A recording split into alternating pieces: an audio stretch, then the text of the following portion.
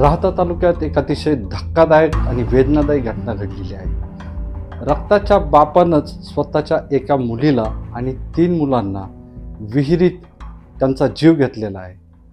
हे जीव घेण्याचं कारण म्हणजे काय, तर बायको नांदायला येत नव्हती।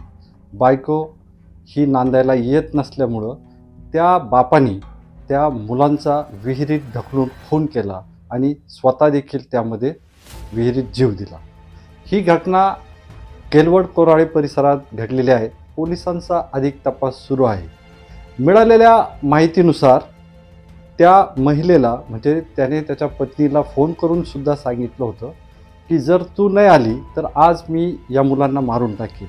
म्हणजे बघा, मानवी भावभावनांचा विचार केला तर या ठिकाणी त्या पत्नीने देखील काहीतरी विचार करायला पाहिजे होता की आपला नवरा खरंच असा करेल का, याची तिला जाणीव असायलाच हवी होती।